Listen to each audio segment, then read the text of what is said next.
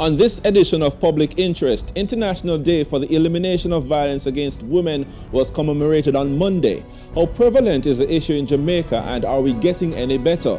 The video of the fracas between the teacher and student at Pembroke Hall High School in St. Andrew raises concerns about what is happening in our schools. So, what is happening in our schools? And later in the program, December 1 is World AIDS Day. What are some of the factors surrounding the spread of the virus? I am Andre Jebinson, and Public Interest starts right now.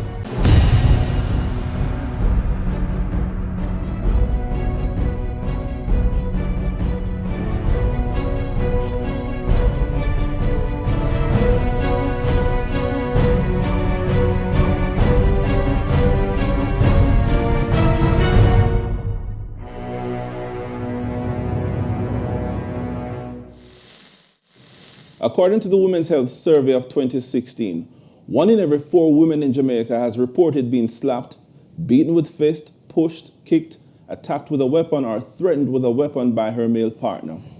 A quarter of women in Jamaica have reported being sexually abused by men who were not their intimate partners. The majority of men who sexually abused women were either friends or acquaintances. 1 in every 5 women reported being sexually abused before reaching 18 years. And the person who did it was either a family member or a friend. The United Nations is worried that violence against women is on the rise in Jamaica, along with Trinidad and Tobago and Guyana. So, why is it still an issue in 2019, and how do we fix it? For this segment, we're being joined by Joy Crawford. She's representing the Civil Society Forum, and Joyce Hewitt, Executive Director of Woman Inc. Welcome to the program. Thank you. I'll begin with you, Mrs. Hewitt. Violence against women, we commemorated that on Monday. But in 2019, why do you believe that this is still a pervasive issue? One of the reasons that we at Woman Inc. Find is still a major issue, and we're talking about all forms of violence against women, particularly domestic violence, as well as rape, as well as other sexual offenses, and particularly also human trafficking. And it seems to be a combination of things. One of the things, of course, is that we're still in a society where women are not valued to the extent that they should be. We're still fighting for what we call gender equality. And equality means being seen as equal to men in all spheres. And unfortunately, that's not the case. Women are still devalued in many instances, and particularly, again, with regard to where they fit into the society as a whole. And I think it's a part of our societal norms that we need to look at in terms of our own values, where we see women and where we see the benefit of women and where we see the contribution of women to development as a whole.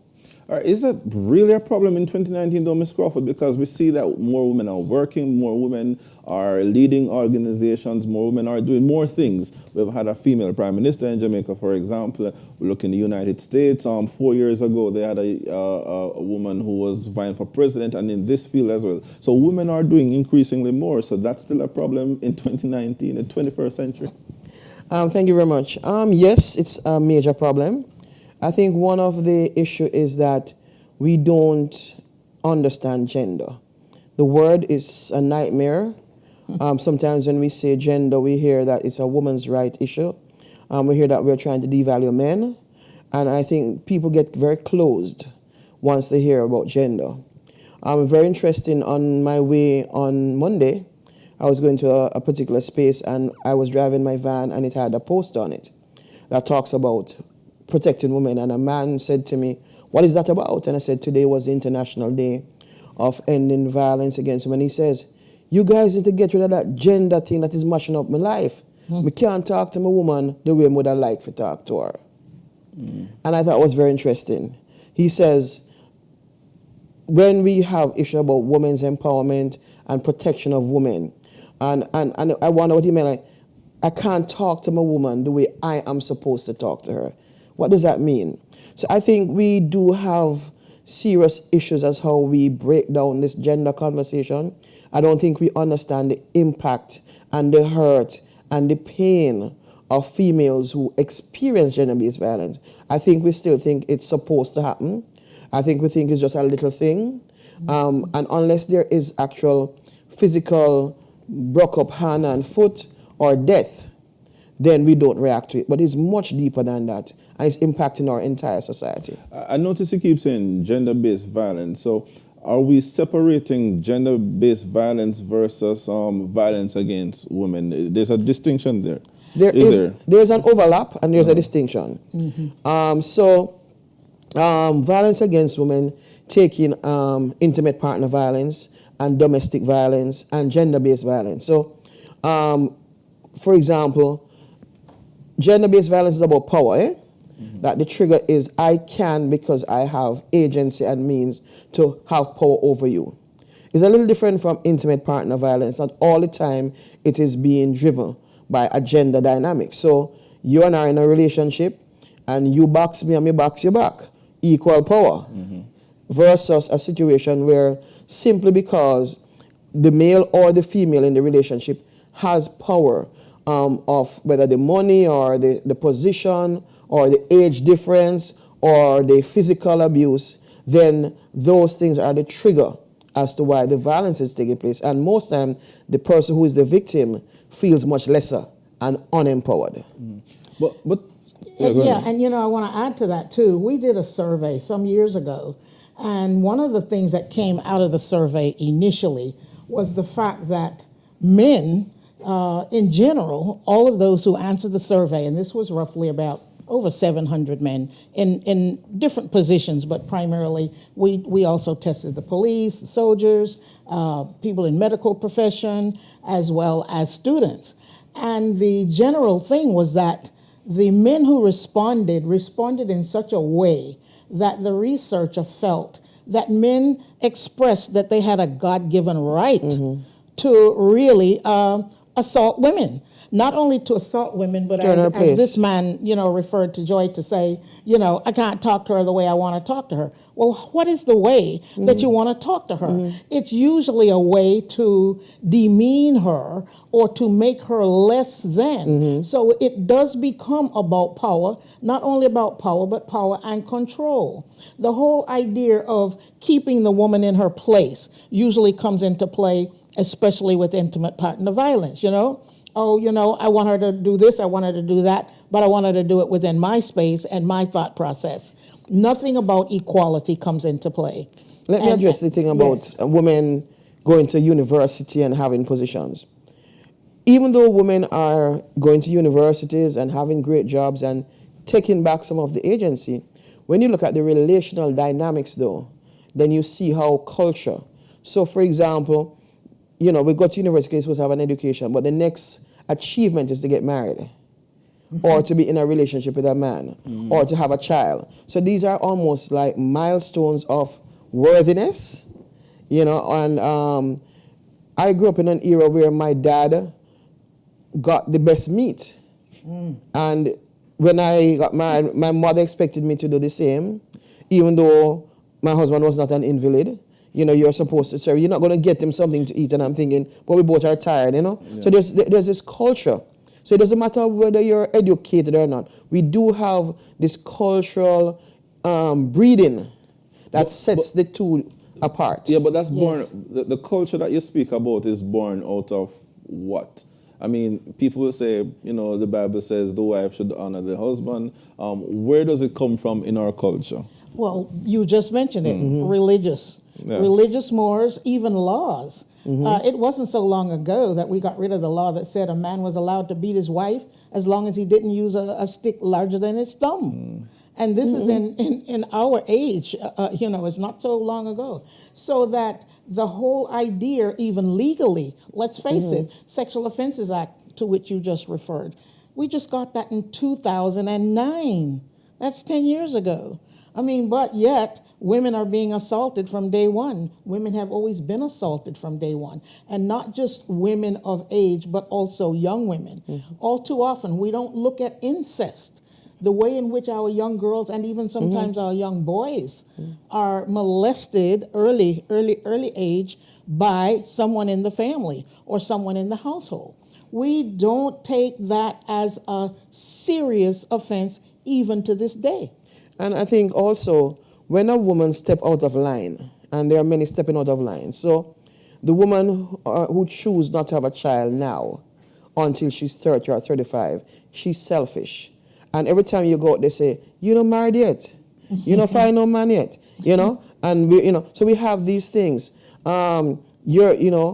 You need to learn to wash, cook, and clean so you can find a good husband. Not that you can feed yourself and take care of yourself, So we have all these tags. So once the woman steps out of line, then she runs the risk of violence. Mm-hmm. Right, but I still don't understand where it comes. I mean, I'd mentioned the Bible earlier, but lots of Jamaicans are religious, but when you look across... it's from years before we were born. Yeah. I mean, even in how we set up the plantation system, what women did versus what men did, what is the worth of the female slave versus the worth of the male slave, who collected, who valued more money. It's always been from day one an issue of the worthiness and the value of the woman. And we have not moved away from it. This is the difficulty. To be able to move psychologically and emotionally away from that whole concept that, women are less than. We're not recognizing, even though, yes, we had a female prime minister. So the fact that when you look at who's in charge, look at the boardrooms. Who's still at the top? It's major men. I think there was one article the other day where I think it was Ray and Nephew, one of the companies, private companies, that said they have, I think, at least 9 out of 11 managers, high-level managers, were women. But that's an exception rather than the rule. So even though you have this high level of women who are coming out at the tertiary level, you're still not seeing that when you get to higher levels decision-making process. And it does not affect abuse. We've made strides, yes. You look at Parliament, for example, today. We have more women there now than ever before, but we're still not getting there. We're still not recognized. All right, so I hear you. We have to take a break now, but when we come back, I want to speak about this issue. Yes, there is the power dynamics, but women sometimes are more willing, I've read, to stick it out because of the family, the children, and so on. So when we come back, we can pick up on that. You're watching Public Interest on PBC Jamaica. We'll be coming right back.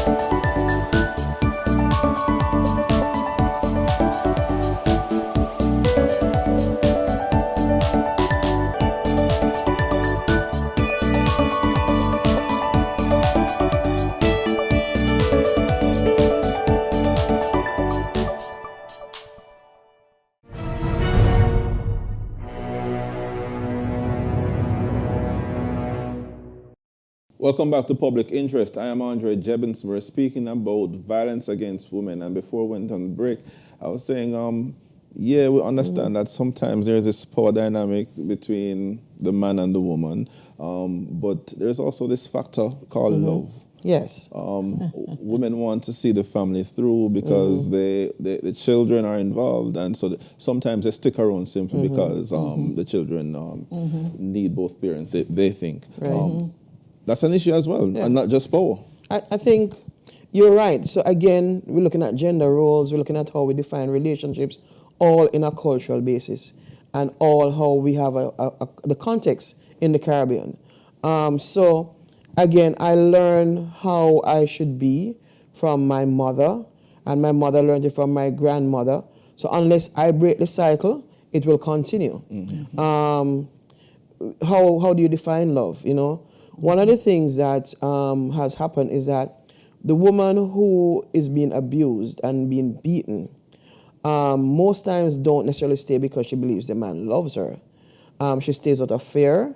She stays out of a sense of desperation or hopelessness. Shame is a big one. You know, And how embarrassment. and embarrassment. And so that the level of resentment that's going on inside of her, we should never mistake it for love. Even the issue around the children, sometimes we stay because not that we're protecting, because you know children know, you know. I've worked in enough families that we say we stayed for the children, and the children knew. The children wanted us to leave. You know? Yes, and more women today recognize that, because eventually As children there's get more older. harm to the children. Yes. Because the children will either grow up recognizing this as normal, if there's any such thing, and also usually the male child, once he reaches maybe 13, 14, he will go one way or the other. He'll accept it as the norm, and Or he eventually lashes he out. becomes, or he takes offense and begins to try to protect his mother, either of one, of course, which is not A good the situation development that anyway. you want to see happen to a young man. Right. And the children are impacted, and it's also a fact that women stay because many times they don't have anywhere Where to else go. to go. And this is a fact in Jamaica.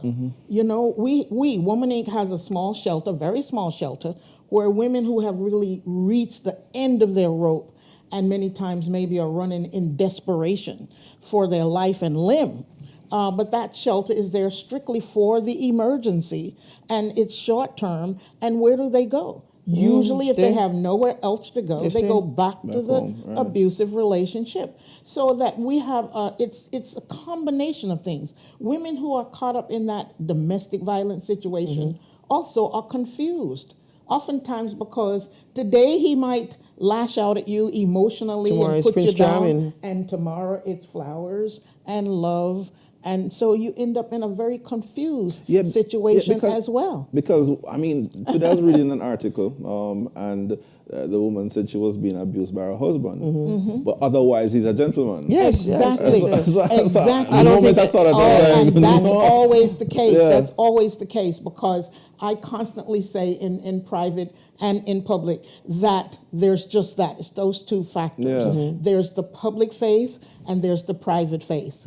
And the private face, of course, is the one that only the person who's there in the household, who's suffering the abuse. Because outside of that, he's a perfect gentleman. mask He's it. an outstanding man in the community. He may be the pastor in the church that you want to go to for assistance.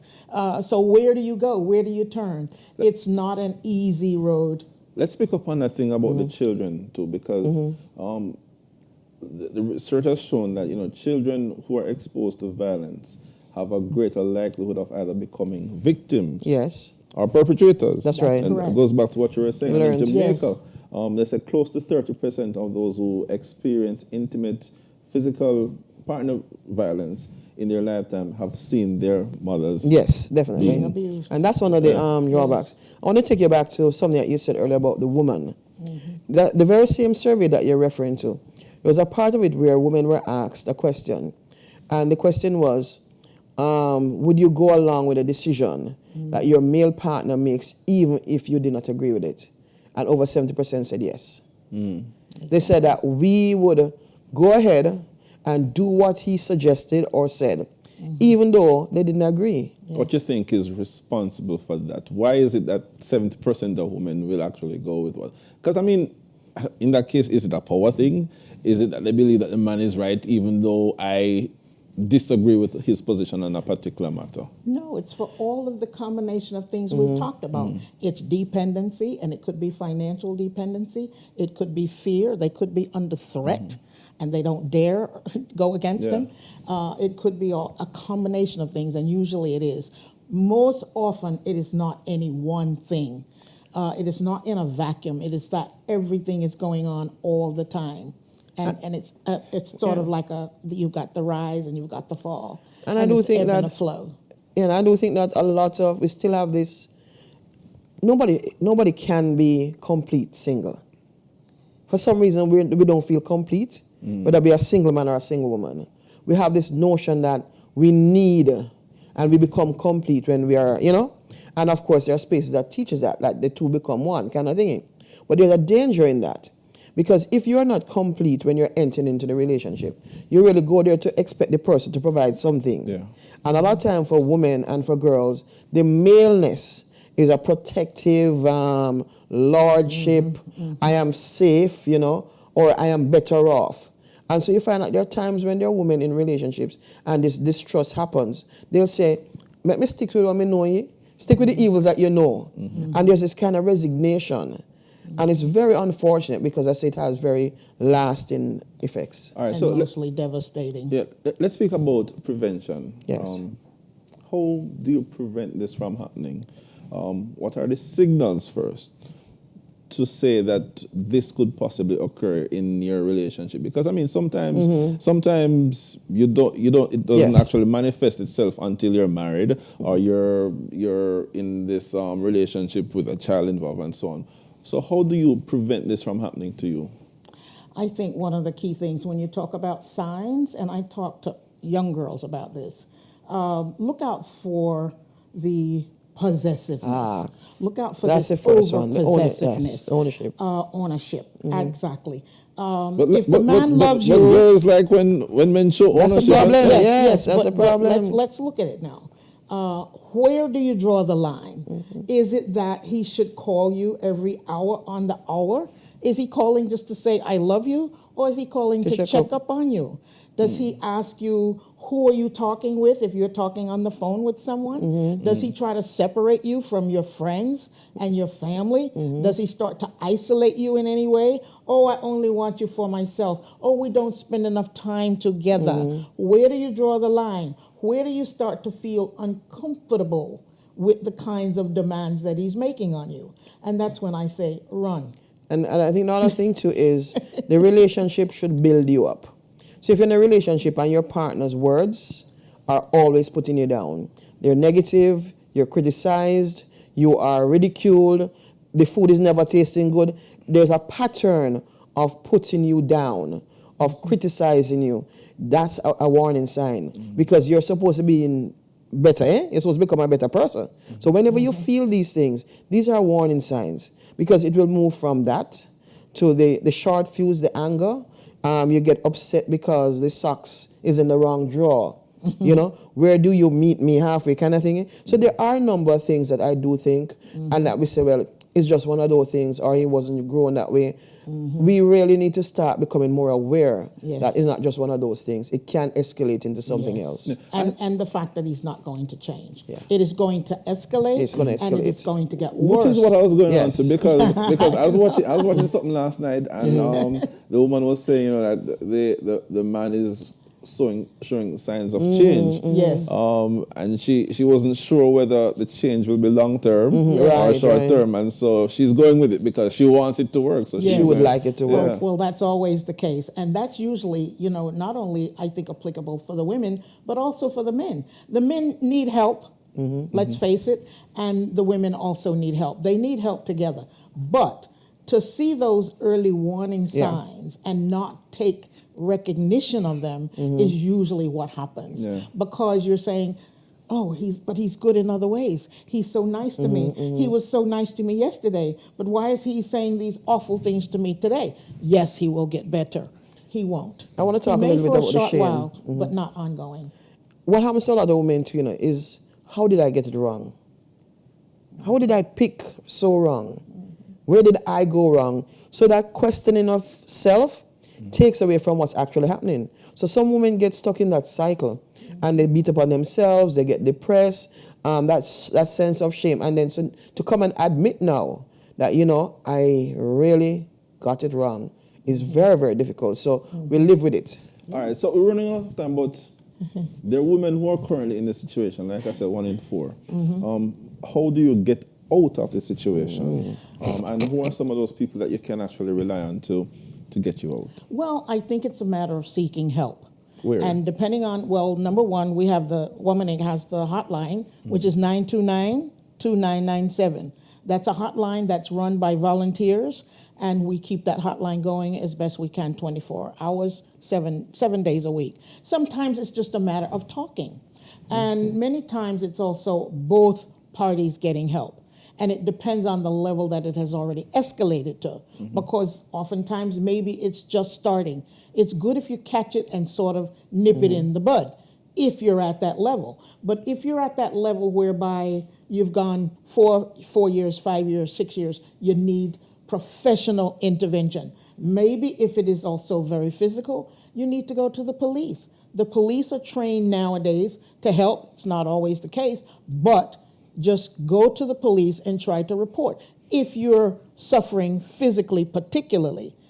Sorry, quickly, as I mentioned, Yes. have we seen any improvement in this situation where someone goes to the police and say, I am being abused at home, and police say, sure, it's a domestic lovers quarrel, go home and sort We it out? have Yes. seen improvement in certain places, only because there has been training and there has been greater efforts made. But where we don't see enough of that improvement is in the rural areas.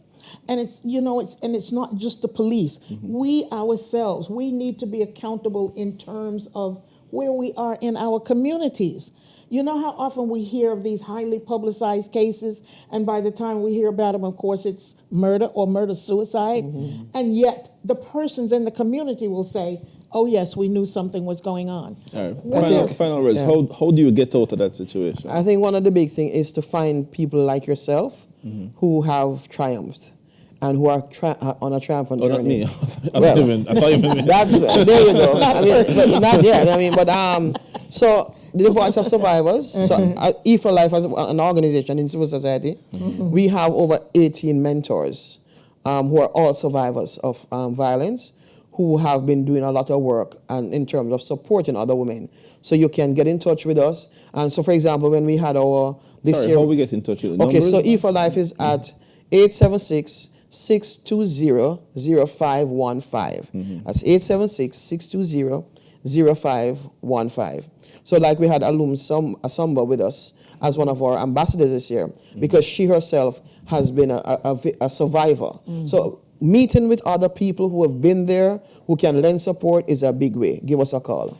All right. Thank you, Mrs. Siri. Thank you, Mrs. Crawford. You're more than welcome. More than welcome. interesting So conversation. we're overall All saying right. seek support. Seek support. Seek the support. It's All there. right. So when we come back, we're going to speak about another issue, and that of the student-teacher relationship. Stay with us.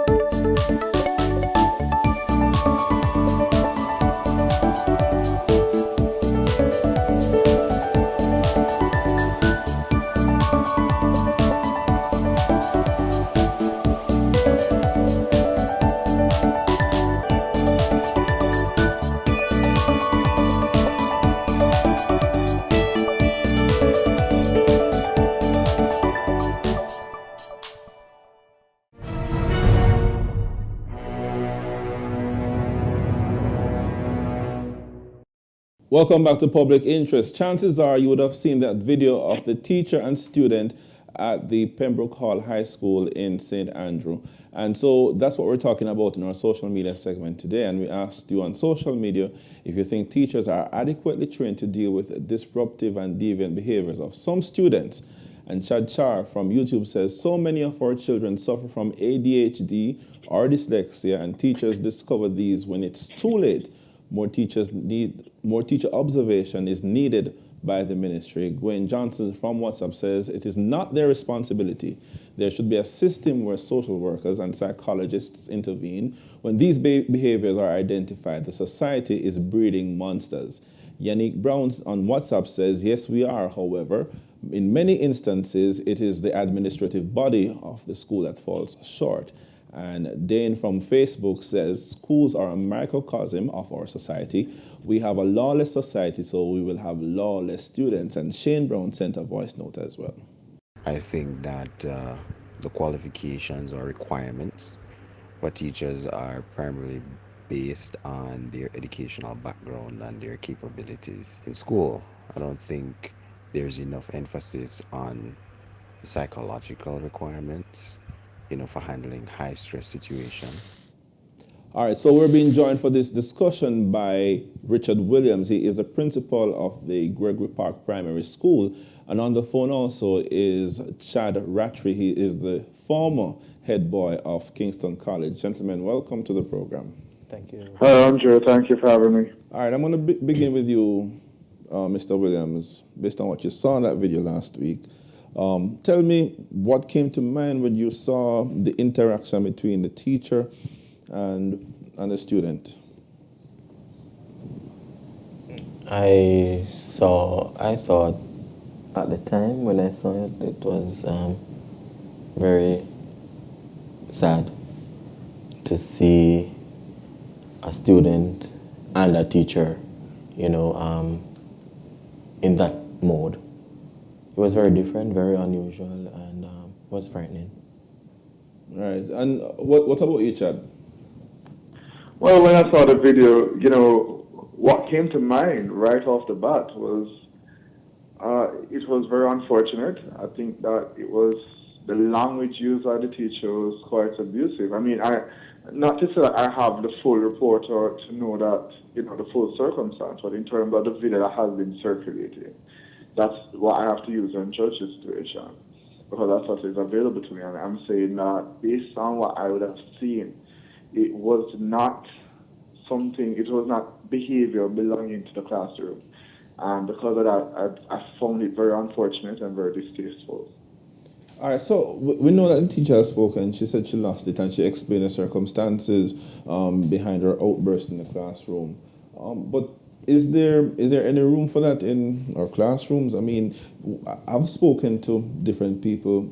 A lot of them teachers are saying, teachers get to the point where they're very frustrated with what's taking place. Mm-hmm. And sometimes we as onlookers, we don't actually know what is taking place in the classroom because you're dealing with sometimes 40 students from different backgrounds. And so at some point, one they're saying this is how you have to deal with them for them to get the message.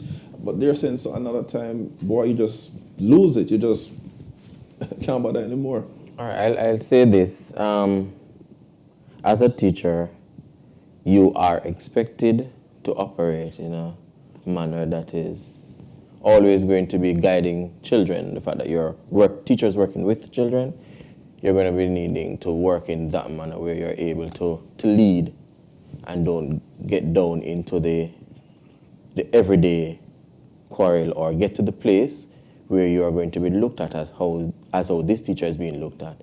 And so in classroom situations like those, unfortunately, there wasn't a HOD passing by to probably step in, mm-hmm. and to relieve her from her duties at that time, just to ask her to step away from the situation, or a vice principal, somebody passing by to assist.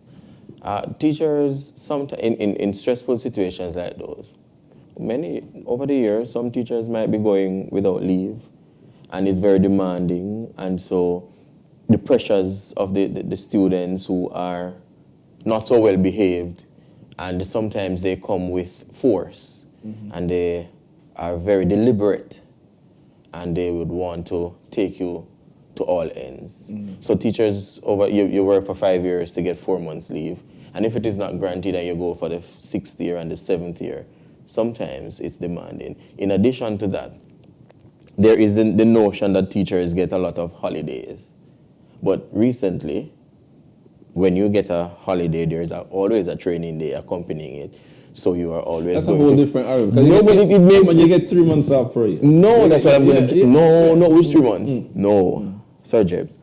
When it's summertime, in June, you mark test papers, you submit grades, you update your registers, you do analysis of data, you do incident report log. That takes you down into the... I hear it's demanding, No, I hear you. So there's no long holiday. And I won't say it's not demanding, but it's demanding. You also have to admit that teachers get off more time per year. But at the same time, though, a teacher operating in a classroom, they are supposed to be the leader of the classroom. So Exemplary, yes. Right. So if a student is being disruptive, or if a student is speaking to you in a manner that you don't think is appropriate, when you look at that video, you're saying, no, man, there must be a better way to deal with this situation, regardless of not getting leave in 5, 6, 7 years. Yeah, there is always a better way, because you would probably, instead of what we would say step outside of yourself or stay within yourself, you would have to take a different position to say, do I go there now? Yeah. And ease back. So Chad, as Mr. Williams is saying, sometimes students, they push teachers to the limit.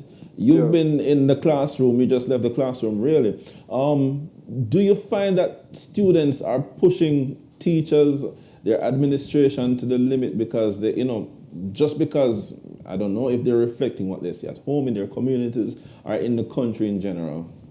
Well, okay. I have been in experiences, or I've been in instances, rather, where, students, you have different types of students. You have students who come from various communities. They come from various backgrounds. And you will find that sometimes in the classroom that a student may pressure the teacher or may behave in a certain way to provoke a reaction out of a teacher. But what I'm saying is that even in instances or circumstances like that, based on how the matter has been dealt with, you have a system of discipline in place where the teacher probably steps out of the classroom, calls on the coordinator, the dean of discipline, the vice principal, or at the extreme level, the principal. So it's not a case to say that, okay, we have entirely angels in the classroom. We know that we will have students who are disruptive and they seek to provoke teachers. We know that. But the thing is that you have a system of discipline, and also you also have guidance counselors.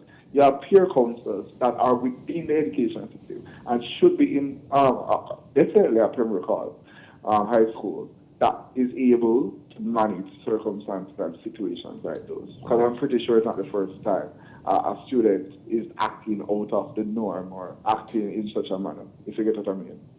All right. But Richard, how do you mitigate against this then? Because it's probably not the first time. I'm not speaking specifically about Pembroke Hall, but I mean, certainly there are enough instances where we've heard of this kind of disruption between teacher and student. How do you get to that point where the teacher remains in control of the classroom? Is it training?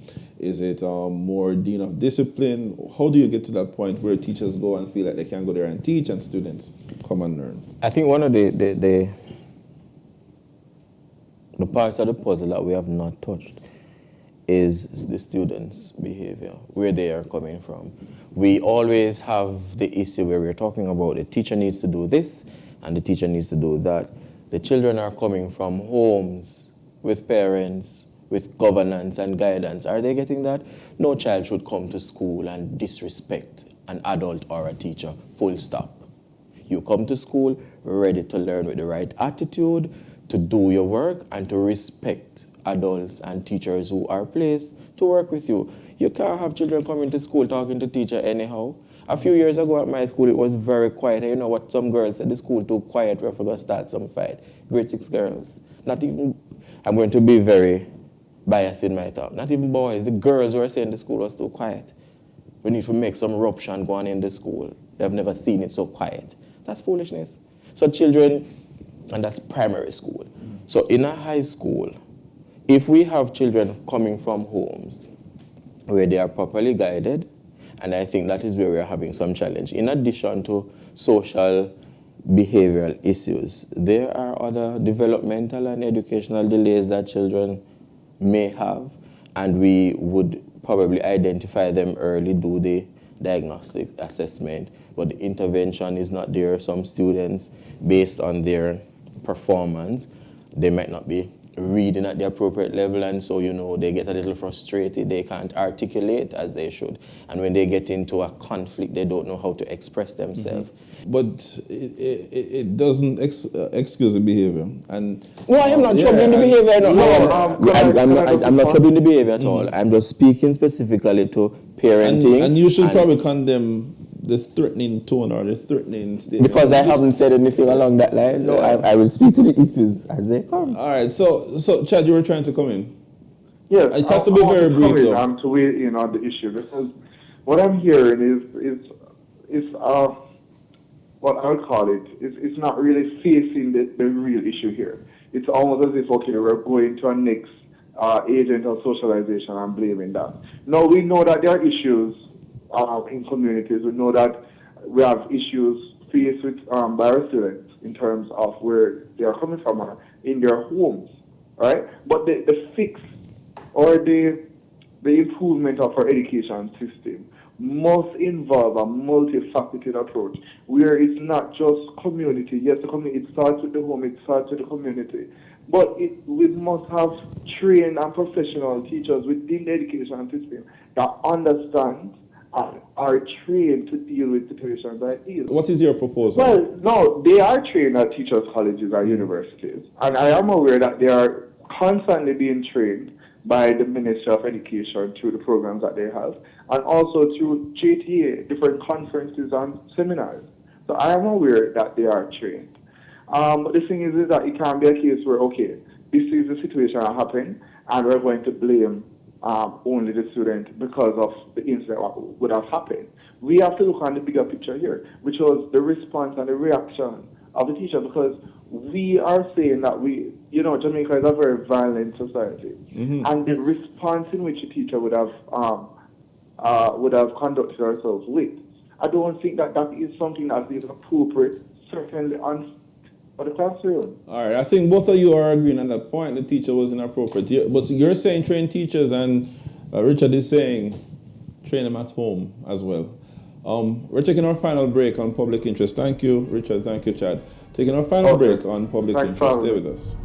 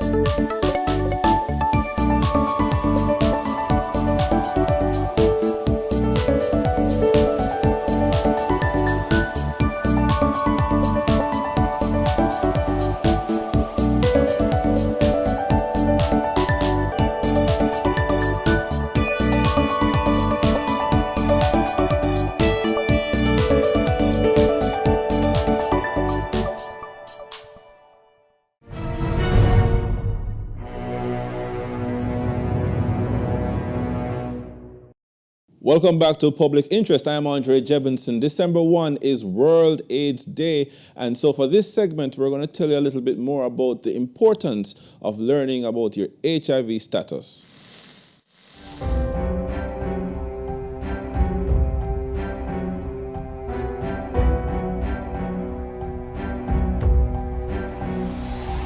HIV/AIDS is one of the world's deadliest diseases, resulting in millions of deaths since it was first discovered in 1982. In Jamaica, the spread of the virus is highest amongst men who have sex with men, young adults, drug users, sex workers, and the homeless population. I've been on the road when I was 18. I've been to a lot of parishes where I slept with men just for the night, just for a meal, just to be out in a house, not in the cold. Wow. Being homeless from such a tender age has really changed my whole view of how Jamaica see homosexuals. It doesn't matter if you are an educated person or how good you are at something that can help develop the country to an extent, but because of your sexual preference, you will not reach where you think you would in your own country. because of the type of stigma, discrimination, and even that sometimes people, kill for no reason just because they hear that you're gay. They don't know what truth is, but they just attack you. I've been on the road, I've gotten beaten, abused by police, security, soldier, straight men, just by walking and looking like how I look. I've been off the road for a few years. It was not safe where I was either because I had to be having unprotected sex with an infected man just to stay in his house.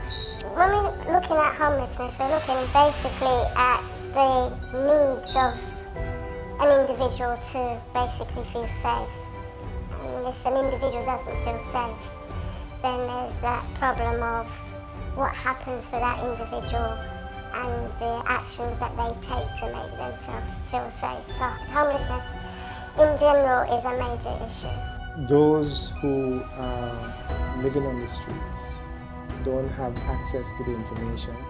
They might not be mentally ill, but they're not saying, boy, it's 3 months now, I should do my checkup, because nobody has that supervision over them. So they're at severe risk for not only HIV, for other diseases. So vulnerable populations that are infected with HIV through multiple partnerships, sex work, transactional sex, are really a key point for prevention efforts to reduce the spread of HIV in Jamaica. Addressing that population is a very difficult task and has to be a comprehensive package of services. We need to move away from just using patient-centered as a term and actually apply that in practice. We have to respond to the specific needs of this population by providing the services at the point of care where they can be accessed. So we cannot follow the traditional model of care that we use for other patients, and we have to really provide a more robust response to ensure that we are catering to all of the needs of these persons. So that would include a strong mental health component, a strong social services component, as well as a strong HIV and other medical condition treatment and care. That package has to be delivered in unison, and we have to be consistent with it. It cannot just be a 3-month project. This has to be a sustained intervention in order to really address the concerns of the population. Many persons who identify as LGBTQI or have HIV have become ostracized from their communities and have become homeless. If you are of a particular class within society and you are LGBTQI, it's much easier for you to probably be engaged and accepted in some circles because you have the money to be able to support you with that, and you have the community who will come around and support you with that, okay? Then if you are poor or you don't have that type of access to social network, your experience is going to be completely different. So for instance, if you're living in a garrison area and you know the cultures within that garrison area, you will never be able to openly come out and express who you are. So there is a lot of conforming types of behaviors for survival, and that impacts upon the real psychological identity of that individual. I got involved with this program when I was hospitalized because I fainted, was not eating, and I was not on any treatment, so I fainted. For the virus that I have contracted by living with this man for so long. Dr. Jeffrey Borrow is the clinical coordinator of the HIV unit and lecturer at the University of the West Indies. His research has focused on the epidemiology of antimicrobial drug resistance, particularly HIV, and sexually transmitted infections. He has been involved in a number of national epidemiology studies investigating these issues. Dr. Burrow has experience in the design and implementation of national investigations, including the elimination of mother-to-child transmission of HIV and syphilis, as well as modes of transmission analysis. He is currently the lead investigator of the largest prospective survey of HIV drug resistance in the English-speaking Caribbean and a cost-effective analysis on the implementation of HIV genotyping in Jamaica. What we are seeing now in Jamaica is that the prevalence of the disease has remained relatively stable, although there are certain subpopulations where the virus is spreading rapidly and we're seeing increasing numbers. So the subpopulations that are primarily infected in Jamaica are men who have sex with men, and we're seeing quite a large increase in the adolescent population now as well. There are several risk factors for the spread of HIV in Jamaica and the Caribbean widely. The majority of it is sort of socio-political. So we have a lot of factors which affect the spread of HIV amongst the most at-risk populations, which include men who have sex with men, sex workers, the adolescent population, homeless crack cocaine users. So the factors which are related to the continued spread of the virus in Jamaica are the fact that we have multiple sexual partners, low condom use, poor health-seeking behaviors, especially among men, and a health system which needs to address the specific needs of these at-risk populations. According to UNAIDS, in 2016, Jamaica had 1,700 new HIV infections and 1,300 AIDS-related deaths. There were 30,000 people living with HIV in 2016, among whom 35% were accessing antiretroviral therapy. Notably, 95% of pregnant women living with HIV were accessing treatment or prophylactics to prevent transmission of HIV to their children. The model that UNAIDS uses is based on national surveillance data. So there are several surveillance projects that go out and do interviews and testing in certain subpopulations. We use that information to create the estimate that UNAIDS uses. There has been a lot of emphasis placed on curtailing the spread of the virus on the island, such as behavior-changing messages, dissemination of condoms, and an overall public health attack on curtailing the spread of the virus. The university has quite a few avenues where they address HIV/AIDS. So as you see here, we have the third largest clinic in the island to serve patients who are already positive. This clinic is a comprehensive clinic where we provide whole-level care to each patient. We also admit patients after discharge from the hospital.